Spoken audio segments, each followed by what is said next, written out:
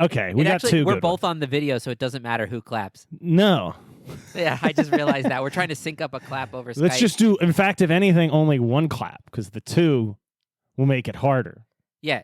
Now you Because if I go mistake and your clap for mine. only you clap. I have a microphone in Okay. my hand, so I can't even clap. Wow, really, really solid clap technique. I noticed you got the Thanks. resonating clap every time. Thanks, man. That's like centering on a note on a brass instrument. Welcome to the Thunk Tank. We're going. Yeah, welcome. We're gonna get weird. Luke's in his room. That's me. And normally I have to drive after casting, but today is not going to be one of those days. So I've got at least 3 beers lined up. So let's see where this goes. And I am recording in an unheated space. So as the winter continues, I will be wearing more and more layers of ridiculous robes and outfits. So that's something to look forward to. That's cool. I mean, you are a genie, so makes sense. And it probably means in the summer you're going to get some half naked Johnny. So just keep an eye out. I've seen what would you call like just you in your underwear, 7/8 naked? Yeah. I've seen that maybe a lot. 6/8. My penis is probably a whole eighth. Oh, because it my leaks body. out of the my hole. body mass. All right. Yeah. Anyways, this is our episode on Let's get philosophical. whatever we're gonna call it, whether like human beings, romantic meatballs in space. Maybe we'll call it like flesh bags in space, or maybe we'll just say like Or how about the objectivity flesh- versus Or something like the flesh bag conundrum. the flesh bag conundrum. We should coin our own phrase, and that way, when people Google it in 50 years, we're the oldest result. That could be a porno too. It probably is, but Yeah, if you can Let's think it, it's a make our porno, own. right? That's the rule. yeah. That's the Or Kevin some Bacon version rule, of or is that a different rule? No, that's rule 34 of the internet. I think if the rule is if it exists, then there's porn of it somewhere on the internet. Right. Because there's Brave Little Toaster porn. I'm sure. I've never seen it. I just tried to pick a kids movie thing that isn't too creepy, and it's There's talking got to be up appliances. porn. I'm sure there's, or somebody made drawings or something that's just on their Tumblr account. Right. Something Even if they didn't terrifying. animate it into like a nice cartoon, somebody's, Yeah, some kind sketched of that out like on a. octopus toaster porn thing exists somewhere. Oh God. Not what this episode's about. Not what this episode's about at all. So let's get into the topic, which is I was watching this video, and Yeah, I assume everyone just heard your intro, so why don't you do it again? that's true. If you heard the intro, I probably said it. Luke, if you're listening to this editing, don't forget to say it in the intro. But yeah, so like I find that interesting. When I was younger, I didn't even think about it at all. I didn't think like about the fact that we had to come up with the idea that objective reality exists. Like that wasn't always a frame of knowledge. The idea that the world is there independent of our story about the world, and it is what it is, whether or not I exist.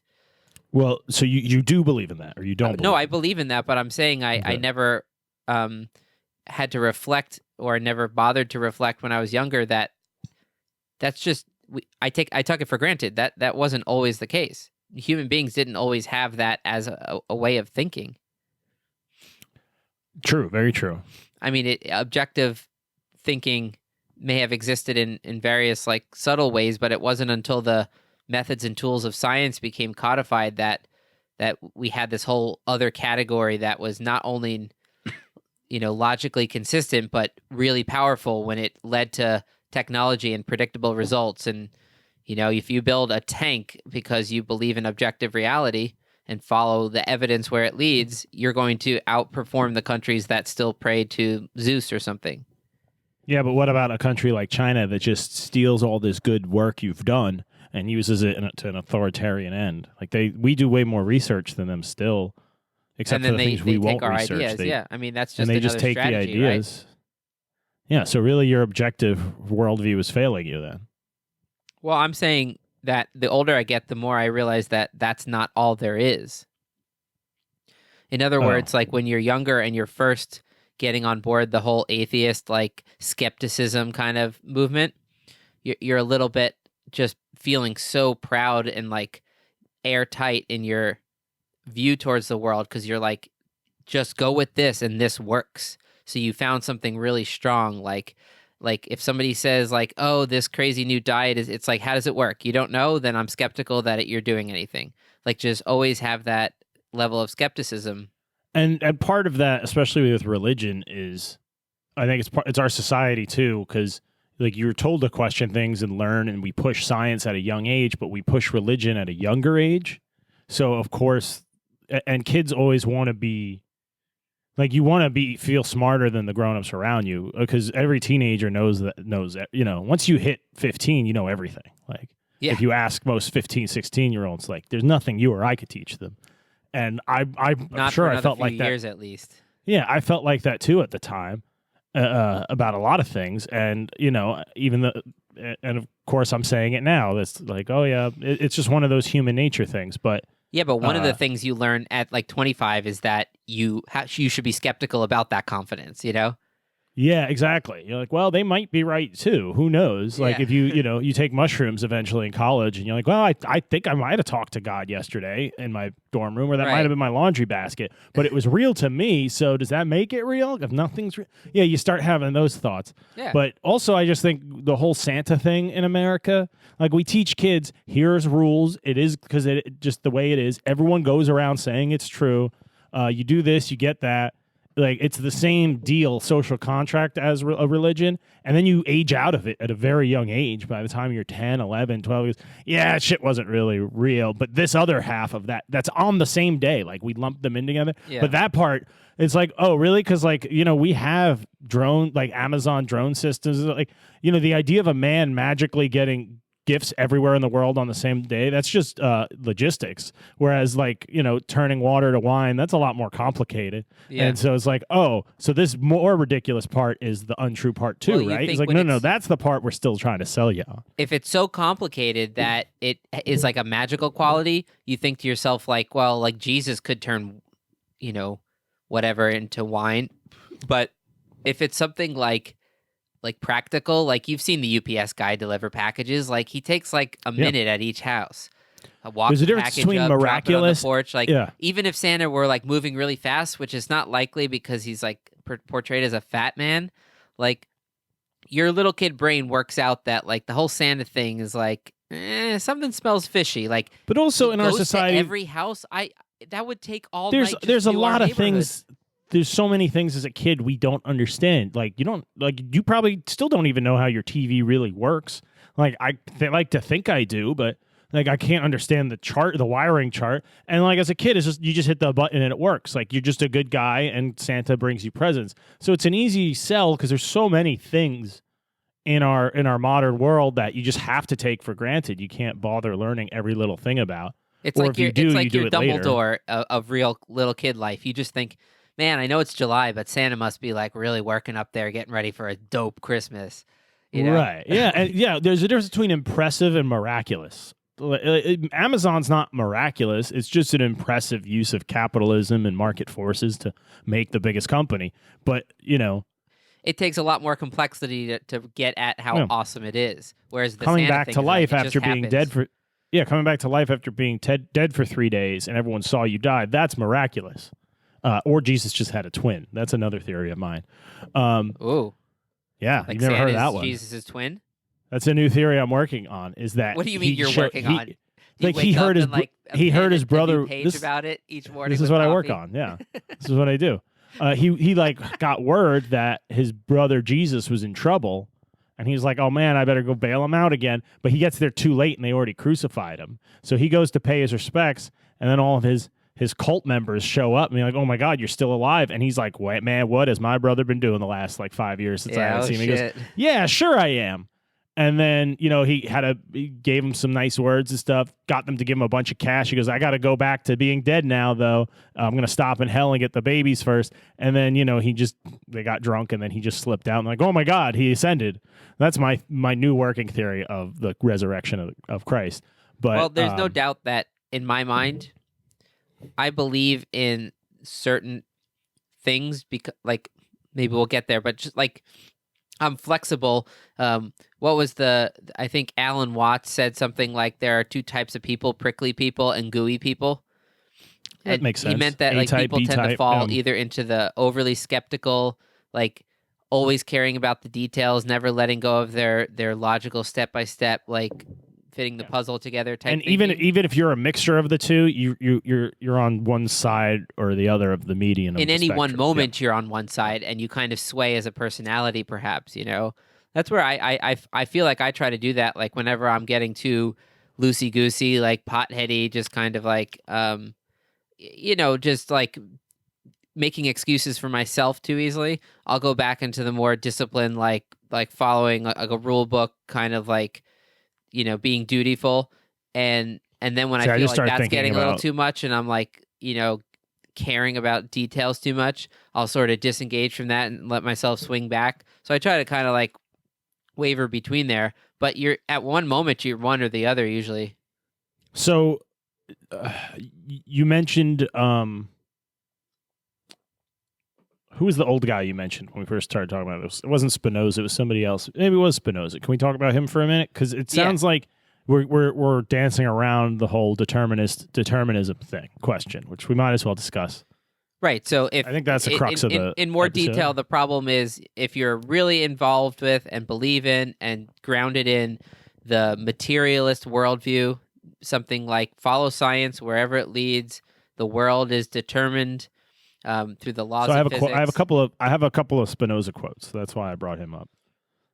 Yeah. So he had at the time like a very novel way of explaining just like how can you believe in anything human like free will and those kinds of big questions if the world is just determined and the laws of physics are just cause and effect going from the beginning of the universe to the end. Yeah. And that time was tough because education was less common and not like codified.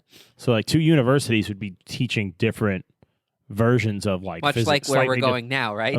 of math. Yeah, but it was much worse because of course. To communicate you had to send letters over land or sea, and who knows, wars start between countries. It's like I guess that guy I was sharing letters with in France, like those letters aren't going to get to him until the 7 years of war ends or 100 years of war or whatever the time period we're talking about. But so that's why science had a lot of trouble, really getting its act together. And its predictive power might have been there, but it takes time. And in order for that science to turn into like technology, it takes like extra time of like engineer type people like figuring out how to use the new discoveries and take advantage of it for whatever technology. If that's like plowing a field better or like building a fucking spaceship that lands on the moon, which we did. Imagine if you and I got together in your garage there and our job was to like figure out how to like build something that takes us to the moon. Where would we start? I think we would just end up playing foosball and getting drunk and being like, yeah, no moon.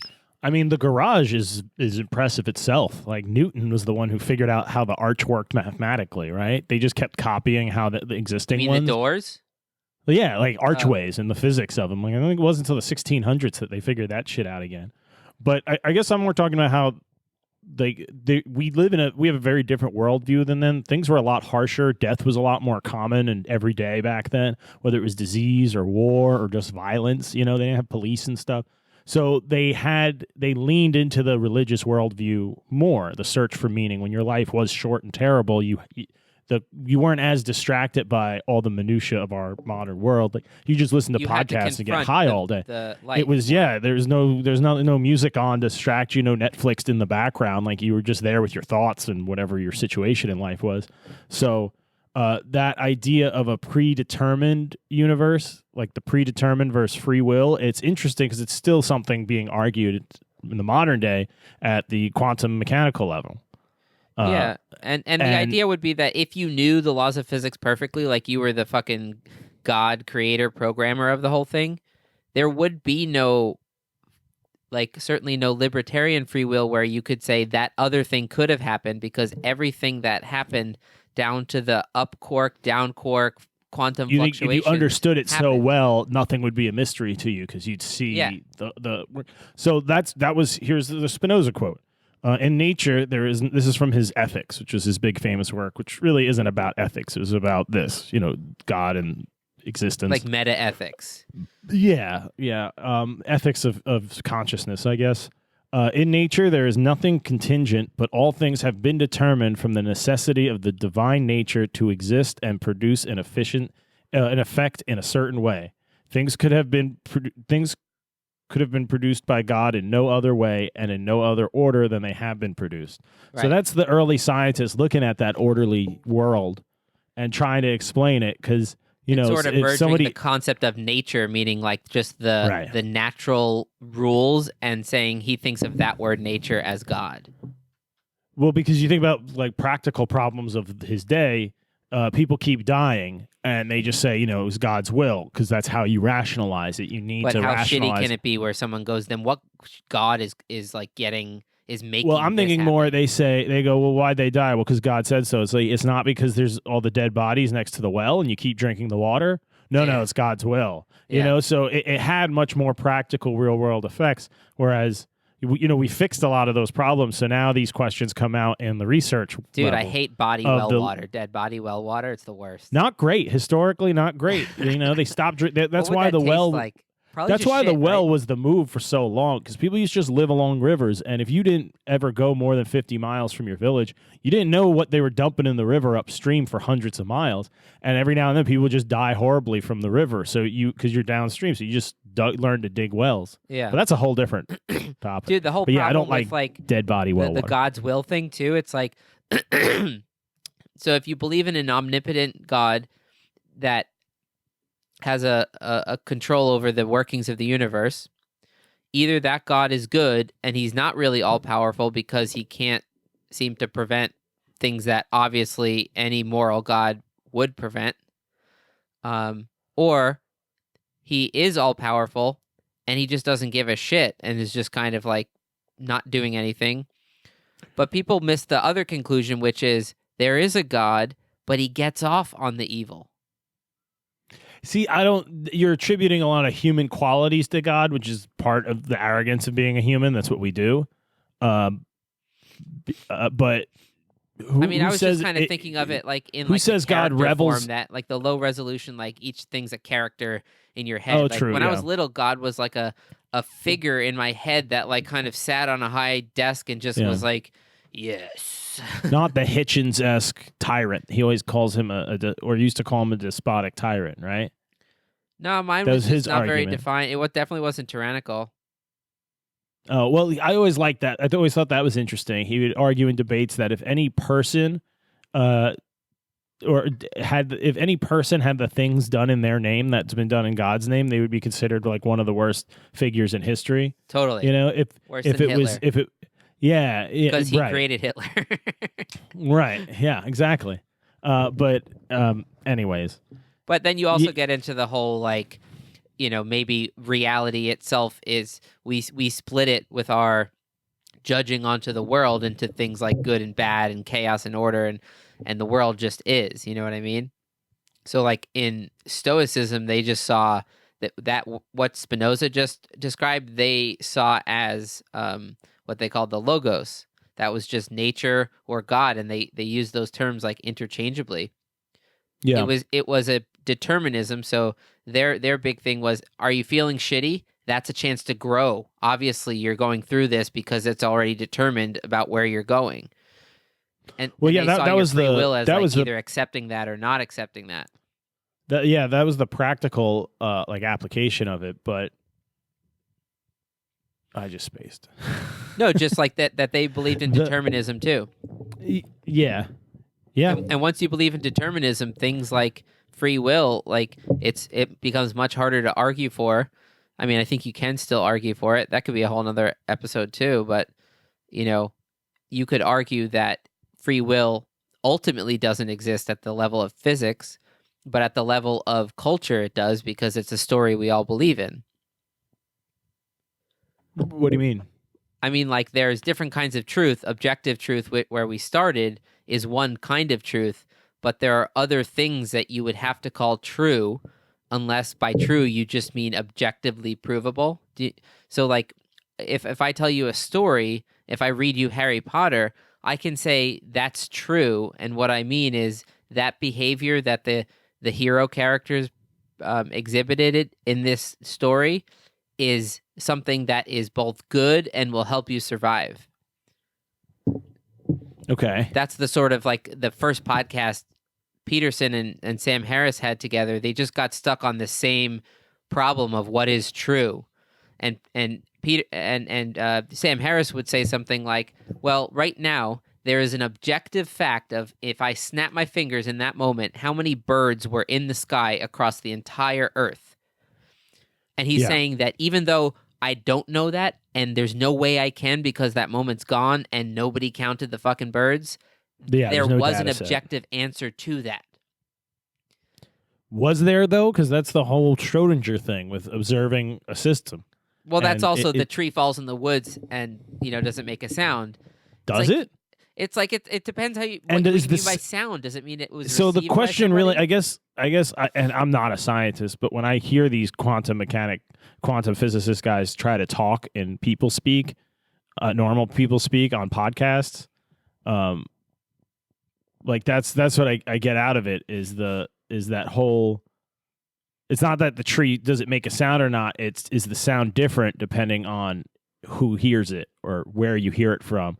Or not where you hear it from, but if you hear it or not. Is it a different sound? Not is there is or isn't. Well, it would be slightly different in at least the fact that the and if you change the observer, does that change so the pressure the sound? waves would have to like change as it goes around the person, right?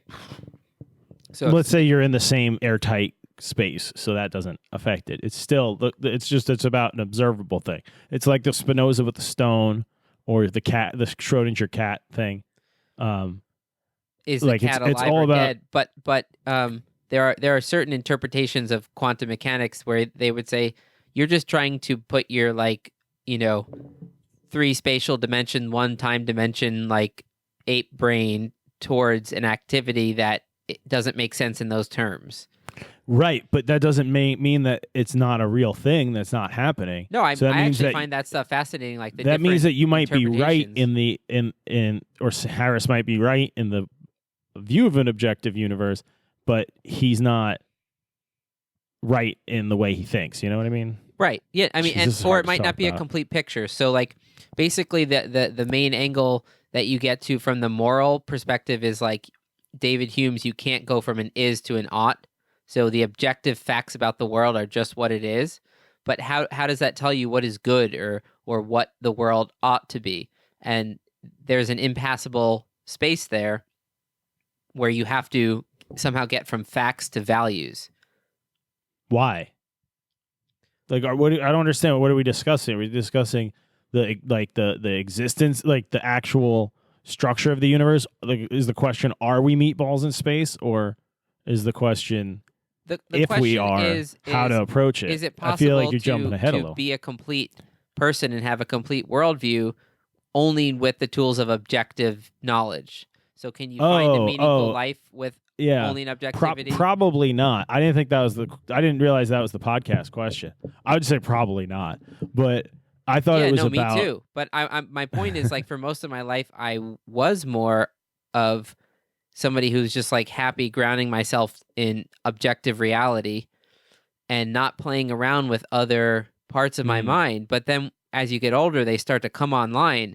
And if you don't address them, they'll keep bothering you and whatever, or you'll shut them up and become resentful, Right. But one of those dimensions is a seeking of religious experience, either listening to music or, sometimes I find myself at a really cool church service because I play a gig somewhere and the pastor happens to be really dope and he just says some cool shit. And I'm if people did that kind of shit every Sunday, I'd find myself at church a lot more often just to kind of it's almost like you go to the chiropractor every week to get your back adjusted physically. Yeah, I don't know if everybody... I know what you mean. It is common, and a lot of people do have that urge, that natural instinct towards it. But I don't think it's it's up there on the archetype of of how people react when they see babies and stuff. I don't think that's a hardwired evolutionary. Oh yeah, thing. No, I agree. Yeah. Because I don't know. I feel like you don't. But what if I know it's you mean? Some people get that religious. So it's at a base layer that really controls so many things above it. Yeah, but I think it depends on the person because, I'm sure there's some people that get that out of like menial tasks, of whatever it is that they do. Working with wood, cleaning a hotel room, they get it from that and they don't need it in the group setting. Some people probably get it more. You're a musician who is used to working in an ensemble to create something that's, greater than the sum of the parts Yeah, on a it regular happens often basis. where So you feel your like, your man, we just brain, did something. yeah, your brain is more wired or more likely to be wired in that direction. You would get, even as a atheistical person, would definitely get more out of church or church experience from a cool guy like that than a contrarian anti-establishment person. Yeah, no, for You sure. know, Yeah, I mean, and who gets I it feel somewhere like you else. can sort of fill that religious hole in your mind with religious type things, and still ultimately You get frame that very in a religious larger about objective science. view. Yeah, you're probably one of my more sciencey religious friends. In that, what I mean is that you get off on like the worship of physics and stardust and like the cosmos and all that. I think more Right. so than a lot of my religious or scientific friends. Well, even like when I was younger, like 22, 23, and I was getting into like Neil Tyson, like I would watch a lot of his Mm-hmm. videos and like read books, and I was just getting excited that I could be like not believing in bullshit, like the objective facts that I'm learning about the universe, which are true and provable, can also be made spiritual. And that's one of the things that Carl Sagan and Neil Tyson both do or did. Um, they are able to take objective facts, like Neil always says, that the atoms and the molecules that make up who you are. You're Johnny. You've got a body, right? If I chop off your arm, you're still Johnny. You're just like, what the fuck, right? If I chop off like your leg, you're still Johnny. But if I take out your brain, we would and put in like a dog brain, you're not Johnny, right? Just because you have the same like limbs. So we agree that Right. you're your mind, right? You're your brain creating something. What's a brain? It's just organic matter. But see, all that stuff, like even the arm and the leg, which in this metaphor aren't impressive because we're getting in on the brain, like they all come from the same place that we don't have an answer for. So that's why, and they are connected. So Well, yeah, but I guess what I'm trying to say is that like at some point, no matter how much you just go to like, you either have to believe that you're a soul of some kind that science can't mm, describe, or that who you are is somehow happening from these neurotransmitters and the neuron electrical signals and whatever pattern that creates. And then what is all that shit made out of? The same shit that was forged in the bellies of stars before they exploded. And he goes, so when I look up at the night sky, I don't feel small and like anxious. I feel big because I'm part of that and it's part of me. but can't you find that just as impressive? And I totally understand what you're saying, but it gives you like you do still feel small and pointless and nihilistic and useless about it. Not everyone finds awe in that. A lot of people Well, take I think what he's describing is the because now spiritual moment it's when just impressive again. It's not miraculous. There's nothing really miraculous about stars collapsing and reforming. That's just like a recipe. That's when you put something in the oven, it bubbles until it's done. Like that. Now you've taken away for certain people. I'm just saying this view. You could because I know somebody who thinks like that, and I've had this argument with them multiple times. How. And there are scientists who say this, and I'm like, okay. And it's kind of depressing worldview. well, What's your answer to that, asshole? I don't know why I brought that up. if you let it lead to nihilism, I'm happy to go there because that Yeah. is like right in the wheelhouse of this conversation. But I was thinking more like what Neil Tyson is describing when he says his most astounding fact of the universe kind of shit. He's having a spiritual experience, which means that a duality of some kind is collapsing into, you see it as one. You see that your sense of it being a duality is flawed, and there's a way to see the forest and not see two trees but just see like the same thing. So the idea that he's small and big collapses into just there is no small and big, there's just universe. So he's collapsing a duality into some other bigger, like all encompassing thing.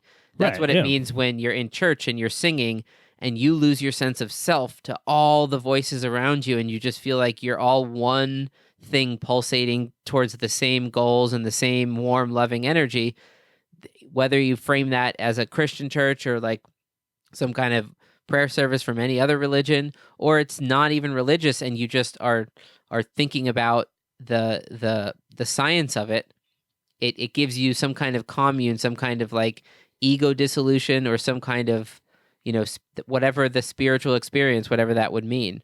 I think you can get that from science because it is from anything. awe-inspiring. Yeah, you can get it from anything. Made up stories, true stories about, whatever it is. So I think on the spiritual level, I don't think you need to believe in anything irrational to have spiritual experiences. You just have to like redefine, like spiritual doesn't mean like little spirit things are like guiding your day or what it means. No, you mean it more in you can have a moment where you see your whole life in this big picture, like really different kind of way. And usually it's triggered by something like music or a sunset or, making love or whatever, right?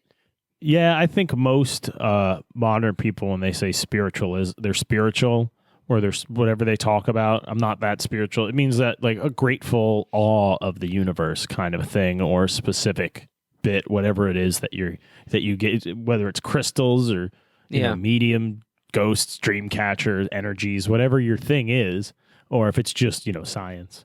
Even if it's completely objective, I think I would call myself spiritual, at least without being misinterpreted. What do you think about, let's take the human brain out of it for a second, just talk about the physical universe, the nature's law. That's what they were talking about in these early,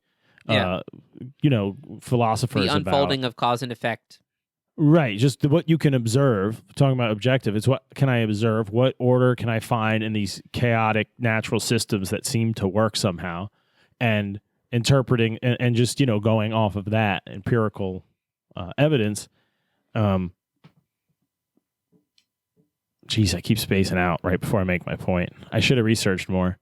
You can make any point right now. You could tell me why Wendy's is better than McDonald's. I'd just be like, yep, totally, yep. God damn it, I just blanked. We're talking about those damn CBD joints, man. And it's getting me. I think it might be CBD. more than just. How could you go wrong? I don't think it's just CBD. I think there's other stuff in that one. Now that I think about it, I was just gonna talk about. Oh, okay. So you were saying. I was saying the spiritual experience generally. Is it possible? Here's a question. And like I was saying, we brought this up before. I remember now. Is it possible to be so advanced? We're talking 10,000 years in the future. We've biohacked the shit out of our wetware, so we can understand all of the laws of the universe and the natural law. All that, like you know, we're like giant a wetware oil change every few months, like to the doctor. No. I'm saying we get to the point where we're like a hive mind, multi-vac. Okay. We would seem like God to a smaller entity at that point. We're just a field of electrical awareness where the Earth used to be, or whatever. Like we're so advanced. You know what I mean? Like you can't even comprehend how advanced. Do you think that would make you advanced enough to take the free will part out of it? Like, do you kind of skill yourself out of consciousness if you become too advanced then? Because if that new Earth entity is so advanced that it can see the whole scope and breadth of everything, all the data in the universe at once, is there any free will left? Like right down to how your brain is working. Like it would be able to understand everything.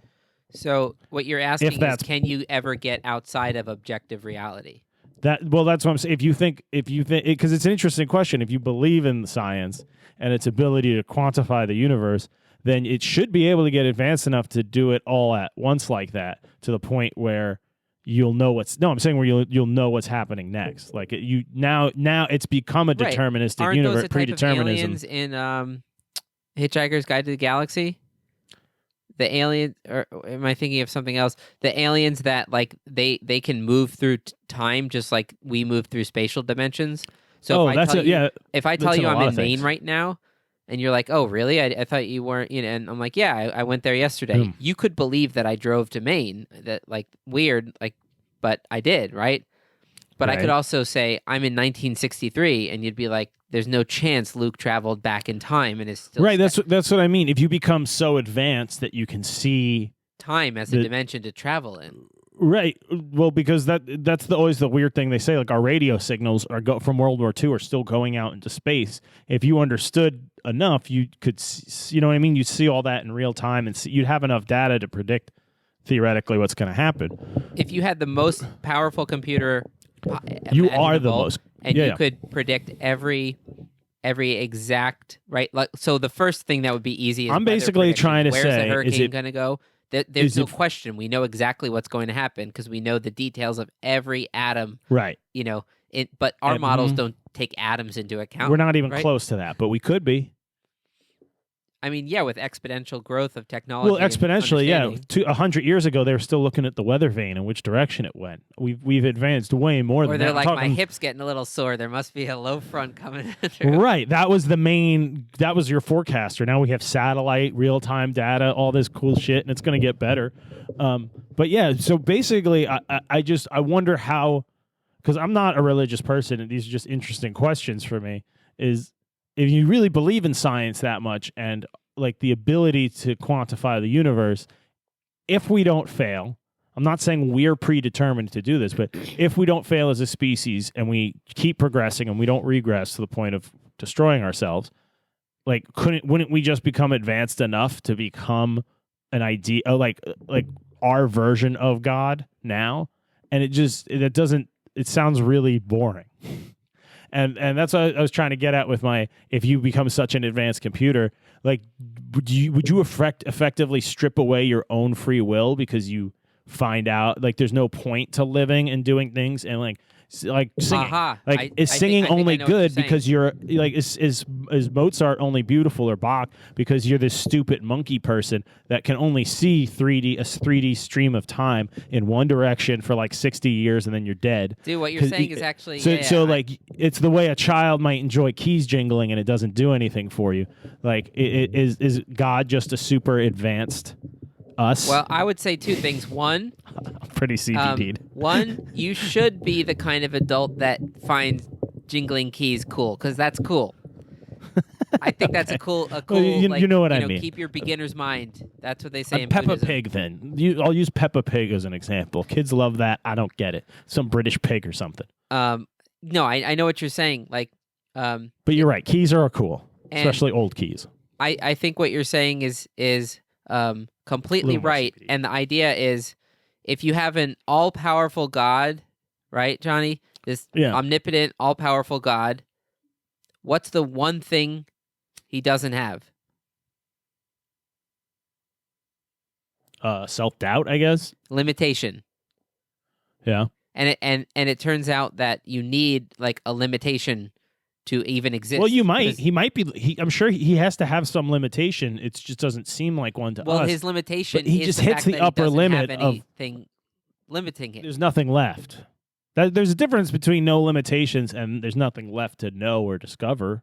Well, see, this is a different. This is a God that doesn't. Mystery. This isn't a born of Kronos and now he's just Zeus God. This is like us evolving into one. But I think what you were trying to say before is that, if you realize that you're God yourself, you'll realize that it's a meaningless life. And then, so what do? You create a simulation where you can go down and inhabit each part of it. Yeah. So, once again, it gets back to simulation theory. And also, I happen to actually find this quote today. I keep a thing in my phone where I like write down quotes that I find and like. And damn, you know what? I'm not going to be able to find it probably. Unless I put it towards the top. Who? Oh, here's a good one. Actually, it's not the one I was looking for, but here we go. If you know that I am an unbeliever, then you know me better than I do myself. I may be an unbeliever, but I am an unbeliever who has a nostalgia for a belief. I feel like that described me pretty well. That is pretty accurate. Yeah. That's Pier Paolo Pasolini. But you're also like you've been militantly pro science the way some people at other times. I think you've cooled off a little. But when you were younger, the way some people get militantly pro religious. You're right. I got militantly very atheist and objective, and if somebody were telling me like oh, like every time this happens, this other thing happens. It's such a crazy universe coincidence. Yeah. I'd be like, I actually don't buy that.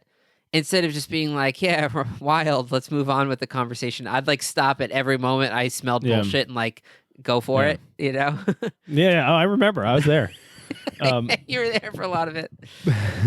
But like now I'm more like, I understand how there's a lot of different ways to approach reality and like feel the world. And some people kind of like form a much more, as Alan Watts said, gooey way of seeing the world. And other people form a lot more of a prickly way of seeing the world. Yeah, I would say I'm a very gooey atheist and you are a very prickly atheist. And when I say atheist, like I always mean your mean gooiness wore off on me in a good way. You know what I mean? Well, yeah. Thank you.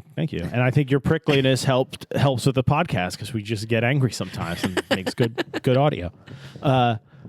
But you mean my nipples? So when the thing is, that's why I like the term militant atheist or militant religious people, because like when I learned about the atheism, I like looked it up, and the term is atheism. Like you're atheetical.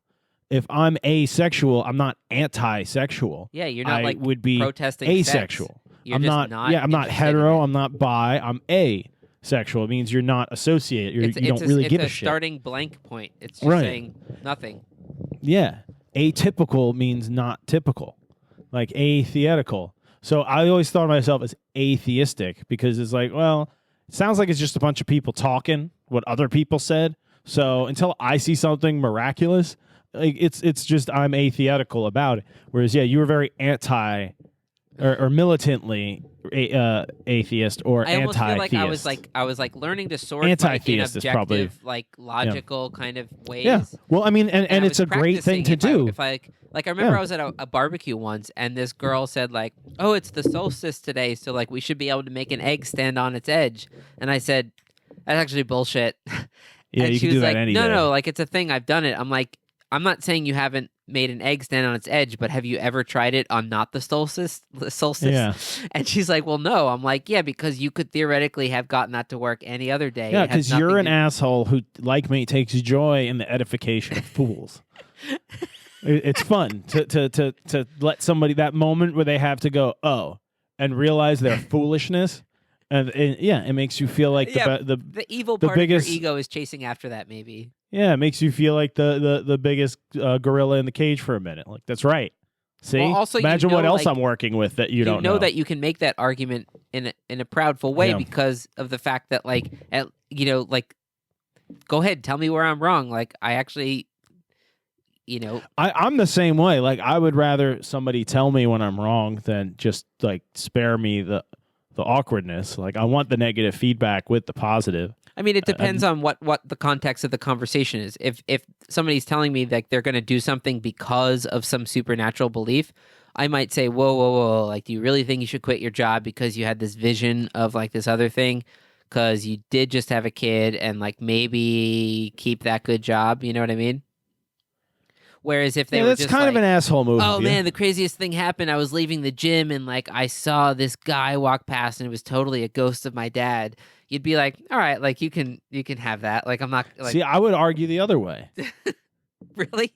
Yeah. You would say because they had some vision that maybe this gym? maybe this vision and they need to change their life was really their subconscious, whereas the ghost was they were just high at the gym, or there really was a guy, and when he turned around, the guy had left and didn't make noise, so he thought he wasn't there.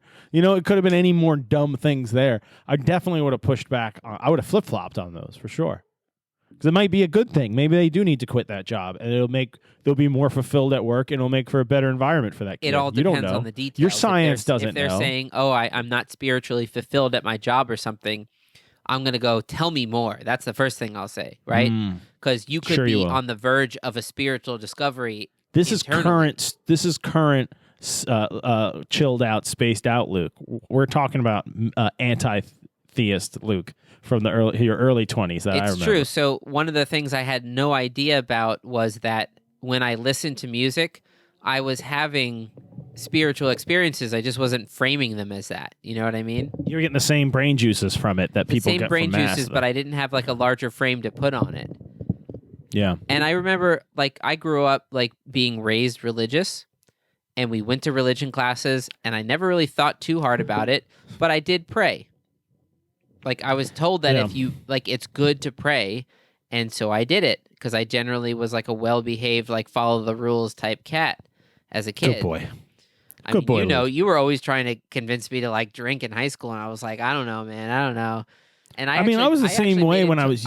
It wasn't until I was the after same way when I was. graduation that I drank. Yeah, that was a waste of time. You wasted a lot of good years. We could have been raging, but no, I mean, I was a good boy too. I think I went through the same phases as you. I just did them slightly earlier. You know, Right. like I mean, I went you to had church the and sort of religious like, oh, I classes see through too. the bullshit of school way earlier than I did. You had it And to before my college. detriment, probably. Say what? To my own detriment, probably. If I had bought into the lie of education, I might have. I mean, probably not. I'd probably have an English degree and work a job somewhere that has nothing to do with it. But Well, so I don't know. the stoic deterministic thing, back to that, would be like you're exactly where you should be because you're on the developing path towards your hero. You know, did I tell you I went to the doctor and like Kara came in with me because I haven't been to a doctor in 10 years. I Okay. finally made an appointment for a physical. This is big news, by the way. I actually Nice. went. And she's convinced they'd be like, your blood pressure's high, like all this stuff. Because I'm not a well person in my lifestyle. Like I Yeah. eat and drink and CBD hard. And yeah, so I don't sleep well. I've had horrible sleep patterns my whole life. And craft beer, lots of craft beer. That's which a is good like thing. if you drink regular beer at the rate of craft. I mean, if you drink craft beer at the rate of like beer, Sometimes. then it becomes like, oh shit, I've actually had more than I thought. Yeah, I mean, everything's a So what were slippery your slope. numbers? But so, all good. Blood pressure is great. It's like 130/68, I think. It's just like pretty that solid. low number being down is the more important thing. And Yeah, and I'm like what time was 50 it? Middle pounds of the day? overweight, probably 30 pounds overweight. So that's pretty good. What was it? Middle of the day? Yeah. No, what I mean is like if you were to like go home and sit in a chair and just deep breathe for like 5 minutes, I bet those numbers would be 10 points lower. Oh, yeah. And I mean, I was a little nervous. I hadn't been to a doctor in 10 years. But anyways, so Kara had a whole list of things that she knew I was going to forget to mention. And I did. So like it was good she was there. And like she just had put anxiety on it because she just thinks everyone has anxiety problems now, which is fair. We all do to some extent. I think we all do, yeah. And so the doctor said something about it, but like I'm just like my anxiety comes out like when I get anxious and can't sit still, I just clean the house. Like I channel it in practical ways and stuff. And I handled stress and trauma pretty well. But she like, and Kara mentioned it, so she tried to like give me a spiel or something, and I was like, well, you see, I believe in like a stoicism point of view. And I was like, I just kind of like, I and that's similar to cognitive behavioral therapy, which you're going to tell, like, I'm not taking drugs. And that the only other alternative is that, which is like, similar roots to stoicism, which is you can't change what happens, but you can change how you react to it. Yeah. And I kind of like went a little too hard on it. And she's like, I'm familiar with it, but just so you know, I have to say, you can go to somebody. I was like, oh yeah, I got it. But like, I thought she was like challenging me to it. Oh, yeah. And I was just like, I'm such a dick. So that does come up that like, no, I got this. Like, I know what I'm doing. Like, I tried not to be that old man at the doctor who like, but it flared up a little bit. Well, it's hard not to just. I also fall into helped put a categories, fire 'cause out today. They exist, What? It's hard not to fall into categories because they already exist in people's minds. So if you like, they don't know you, they don't know your full background. So if you exhibit the behavior of like one of their categories, they'll put you into like the. Yeah. Older crazy guy that like whatever, like I said what I had to say, like I'll move on with my day. Like every time I go for a physical to my doctor, he goes, and have you been to a dentist? I'm like, nah, I haven't gotten to it, honestly. He's like, well, I'm supposed to tell you to go. I'm like, are you telling me to go? like, No. I've like, said yes, that to I'm the telling last you two you should dentists. Go to a dentist. The last two dentists I went to, I said, I don't floss. You're going to ask me if I floss. I don't floss. I'm not going to floss. So just clean it up and don't guilt trip me about the flossing. That's like going to a car mechanic being like, I know I don't take care of her, but like just I know I should have gotten the oil changed 3,000 miles ago. Yeah. I didn't. It's a lease. I don't really give a fuck. So you just change it up now. Yeah. Just go ahead totally. and do the old change. I don't make treat it my extra body. Changey. Yeah, I don't treat my body well. So I was very surprised to be like, yeah, no, you're fine. Like she's like, you seem healthy. Nice. Yeah. That's good. Yeah, I So, actually expected you to have high blood pressure. No offense. Right, me too. I just you see how I live, and it was good. Just I've seen how many hush puppies you eat. I do eat a lot of meat. I'm very carnivorous, and in our society, it's hard to get good quality meats when you're in a hurry. So I've eaten a lot of processed meat in my life. That's probably going to be what kills me, but I feel like I'll make it to 40 to 60, somewhere in there. That's good. So I got like another Got decade 10 or two. years at least. Yeah. Yeah, I'm just going like 2 at a time at this point. I also because like I guess we've derailed from the philosophy stuff. I also helped put a fire out today. We're getting right into it right now. Yeah, so I was thinking about this on my dog walk because I almost didn't do something. Someone and I was walks thinking you? about yeah, we pay this nice lady. She's always got treats in her pockets. She's so nice. She throws hush them at puppies me when I'm a down. good boy. Imagine if I was into that's like sub stuff. I've seen that stuff on Reddit. I'm sure It's crazy. people hire people to walk them around the house. There was someone sent it to me because it was the Glasgow station, central like train station. I'd been in that train station with them, and it was like some older, heavy man being led around by a dominatrix in like On a a tight leash? skirt. And on a leash. Yeah, and the yeah. cops were like, "What are you doing? You can't do this." She's like, "Why not? I'm taking my pig on a train ride." And he was like, "Yeah, and he she was probably is." getting so hard when she talked to He the was, cops and said that. yeah. Well, the fact that the cops came and yelled at him because he's like, "Oh no, I'm going to get punished." Oh my God, he's gonna. It's bank my that, fault. you know. It is so weird, man. That's not what I wanted to talk about, though. Oh, right, that was not what I thought about on my dog This is what you call walk funky, today. though, right? We're on a moral philosophy the episode. We're second talking beer about old is- men getting off on getting leashed around a train station. After 2 beer mark and a bit of CBD, that's I'm on about where it 3, kicks sorry. in, right?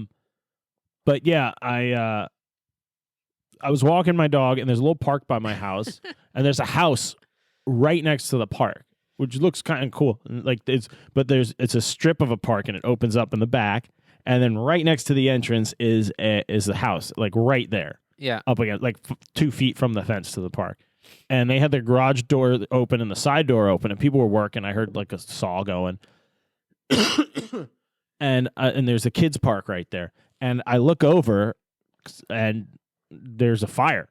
It's like one of those cat cases you see people take on when they travel their cat, or I guess it's one they take to the vet, like those plastic second. cat totes. Yeah.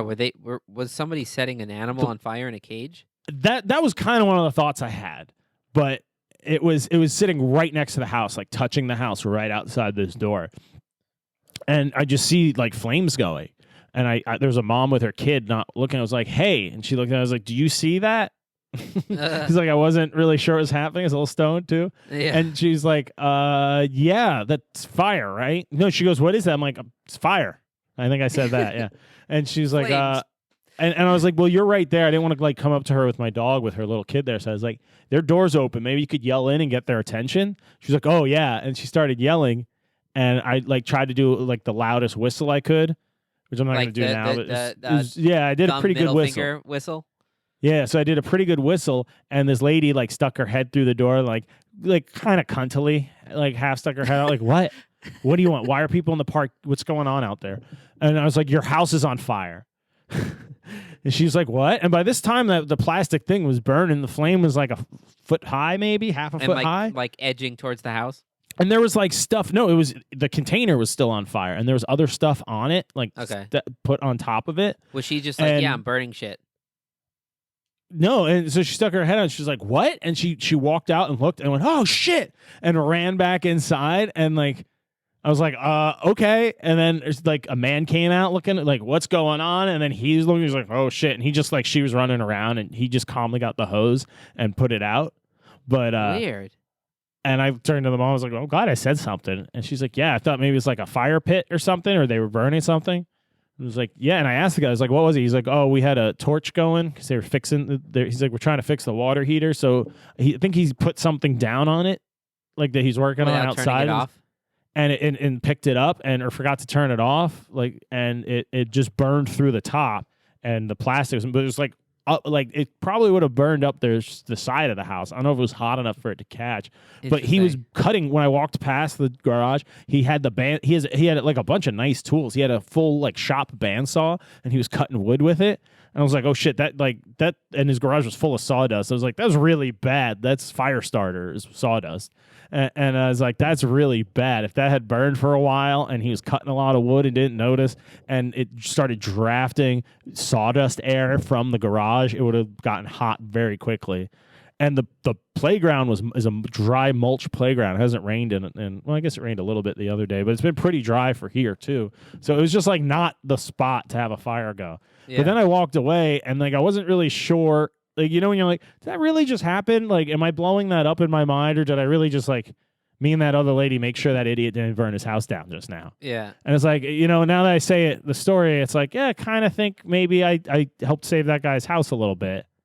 Right. So if you weren't there, would and right. Also, did you have a? Is that something you could predict? You saw it and you were like about to say something, but you were also about to walk away, and then you decided to stay and say something? Because the libertarian side of my brain immediately goes, well, it's his property. He can have an open fire if he wants. What do I care? But and then I was like, well, that doesn't look like it's intentional, though. But I did have those two thoughts. Yeah, yeah. And then the framing outside of that would be that even your deliberation about like, wait, I have free will, so if I decide not to do it, like it's not on me because I didn't decide that. Even that, like whether you believe in that moment or just get guilty and go say something, you didn't decide which one of those you would choose either, right? Right. It could either one. We could get the same result. So it's one of those questions you can't run an experiment for because they both fit. In Stoicism, they say it's like you're a dog with your collars tied to a wagon, and it's just being pulled along, and you're just being pulled along. You have some by space this wagon you can move. You can decide where in the road you walk, but not which direction. That kind of thing. Well, so it means that some nice self-help bullshit. They don't believe in free will in the sense that you can control what happens. So things are determined by the logos, but they do believe in free will in that you have the freedom to choose how to react to where your logos is taking you. So you can't control where you end up, but you can control your attitude and your ability to become more wise from the experiences. So Stoicism is basically taking everything as being like, how is this my chance to grow, not framing it as I'm a victim, wah, wah, wah, wah, like, how could this have happened? It's like it was always going to happen because you needed this challenge in order to become greater. It's framing everything in that. So they have also, like determinism plus like this sort of like hero myth of like you can become right. That's what I was thinking. I was like, well, did I really do anything, or was I like whether I was supposed to be there at that right time and place? Let me ask you this: if you turned on the news, or let's say you had cable and turned on the news, like when you got home. And you saw like a raging house fire right there, wouldn't you feel bad? Yeah. Yeah, so you did what would make you not feel bad in the future. Yeah, I mean, also like that house has selfish like a piece of shit. It was all about that you. house has like kids' toys in their yard all the time, so I just don't want kids to burn to death. Like I'm not a monster. It's well, that's not what just I mean. Selfishness. Like you in the calculation where, and this all probably happens subconsciously because 99% of your processing is subconscious. Like you kind of like played out the reality of like, I don't say anything and I go home and find out it burns down. That's too great a guilt. So it's like easier to just say something. But I guess it's so I'm not so crazy that I was like, no, I'll let it burn down. I shouldn't get involved. Like I didn't have that thought really. Not consciously. But I did afterwards think the thought process was more like I feel like kind of good about myself. I did a good thing today. And I was like, well, did I really? Or if it is because I was thinking through this lens for this episode, I was like, if this is a predetermined universe, I was supposed to be there because that house wasn't really supposed to burn down. If there is the whole grand planned theory of it, that it all works out, it's orderly because that was so that they know not to do that, so that the next time they would have done it would have been really bad. Or you know what I mean? Like, right. Whatever you can point to in the whole cascading butterfly theory thing. Yeah. Or if like I actually did have, like like we were saying, I didn't really do anything. Like I was just, I just did what my training told me.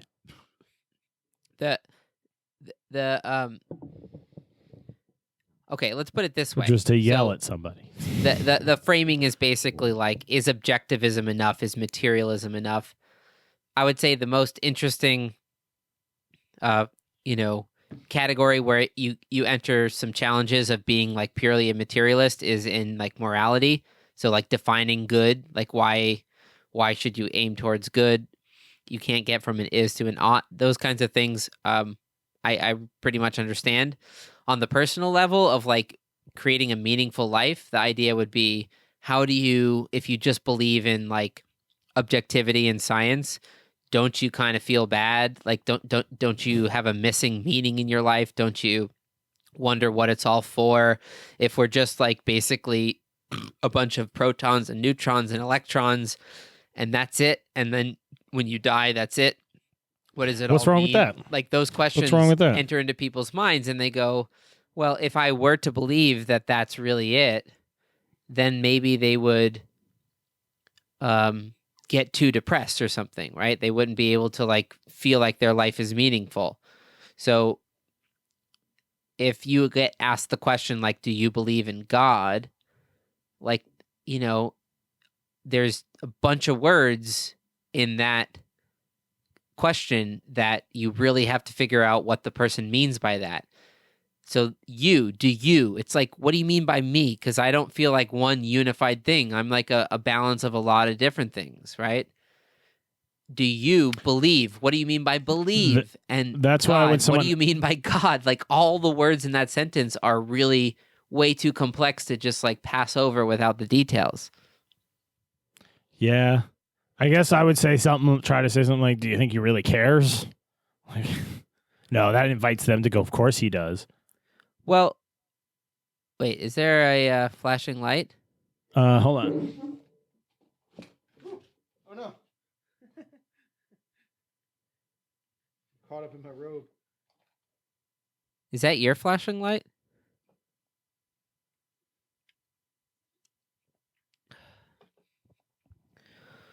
All right, we're about at 1 hour.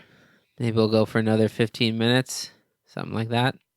Time to get a little thunky. Do you have a strobe light in there kind of vibe? Yeah, it's a sort of a strobe disco light. Is it Right distracting? No, I kind of like it. I kind of remember it. I think we had it on when I was there once. Oh, man, yeah. There it is. So there we go. Let's finish this Right. this idea of just where do you think the balance lies between, because like there are scientists like a Richard Dawkins that I think although can speak to the spiritual in some ways sometimes, I think mostly kind of like for me it wouldn't be enough. One of the reasons I got really excited when I was younger, I think, like reflecting back, one of the reasons I got really excited about getting into science and learning more was that I could believe in this objective reality and be really convinced by it. But at the same time, like watching videos of someone like Neil Tyson gave me the spiritual feeling that my consciousness craved, but I was able to frame it in like, this is just objective reality. And then the older I got and listened to more music, like that creates those religious experiences too. But I still framed those as like, I'm just a brain having these experiences, right? But the real question of like, are you just a meatball in space is that, can you really just say that a human being is a bunch of up quarks, down quarks, and electrons? Obviously you could. You could literally say the state of every quark and electron in your body, but you couldn't reduce it to that, right? It's the same problem with consciousness. You can't reduce consciousness to the neural connections in the brain. Not yet. Because there's an as of yet impassable gap between mapping the brain perfectly. They call that the easy problem of consciousness. And so what if how your experience of the world being a subject. This is the whole point of sci-fi. This is what I love about science fiction, which I was hoping we could throw into this cast just as an idea. I think a lot of people think of it as like just silly space stuff, just weird space stories and things. But it's really about taking a specific issue or problem or philosophical quandary like this and building a world that addresses that in an interesting way. Yeah. And making it human in like the way it addresses it. Right. So I'm losing the point now. Which sci-fi were you going to talk about? I forget now. What were you just ranting about? You know what I mean. Most recently, what were we just talking about? Keep spacing out. It's this goddamn sun next to me. It's sapping my genie strength. Yeah. Oh, the meatball and space thing. What were we talking about? Jeez, I'm losing it. Oh, mapping your brain. I got it. I'm back. I was talking about like. So here's my sci-fi pitch. Yeah. I know, and here's my sci-fi pitch that building a world that closes that gap is we invent a type of nanite fluid, right? Where it's like molecular size robotics. So like atom sized nanites. We inject it right into your brainstem, and we say, okay, just go. And you're just you, and it needs, let's say, a day of just mapping your brain in a full sleep cycle in real time, and then it's figured it out, and it could map your consciousness, because it's really not that hard, because it's just a gods of the gaps theory in terms of science that you're arguing. So let's just assume we don't blow up the planet, and we get past that. What then? Once we've mapped consciousness, So it's predictable and it's quantifiable. Is the easy problem. It's how does that mapping lead to your subjective experience as a person, right. which is the hard problem. My nanites figure that out too. They're that advanced. No, but like, what do you do then? In other words, it's a concept that's making that impassable gap. It's the same gap between something like an is and an ought. It's like there's no logical way to arrive there. You have to make an assumption of some kind. You have to create. I'm saying but I'm saying give a situation where you do have a technology that addresses that. What do you do then? Because that seems likely. Technology can somehow like figure out. Because like going to the moon, if a human could go to the moon, used to be experience. I'm just saying, going to the moon used to be a philosophical question, and it became a practical question when we got the technology. So, I mean, you're right. Like something could reframe how we even think about this, but right now we think about it as our brain is so complex, and within a cubic centimeter of brain tissue, you have like 1 million neurons making like 1 billion connections, right? So right. It's like just my nanites can do all that. Make that everywhere, and somehow in that process, that complexity of organization creates a feeling of the lights being on, meaning you feel like a subject, you feel like a thing inside your head looking out at the world from your meat robot, right? Right. This is the Meatballs in space. You're a meatball robot. My nanites map specifically what part of the brain is where that feeling is constructed and how, and the science behind it and everything. And it's not miraculous anymore. It's just impressive. Think that is an actual place, like where the self is? I'm saying it could be mappable. It could be. Why not? Just because we don't understand it doesn't mean you can't rule it out. See, you're mystifying something you don't understand, Luke. Which is a thing that happens throughout history with science bitches.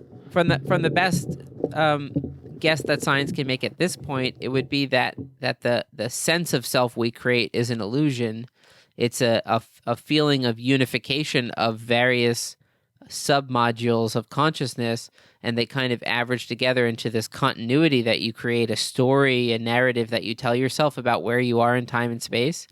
Yeah, so I'm just trying to say is I understand that, but I'm trying to say if we were talking about early on about impressive versus miraculous, you're finding that miraculousness, that sense of religious awe or spiritual whatever in this you say impassable gap, because that's where God lies for the scientists, in the gaps. That's a whole other thing we've discussed before.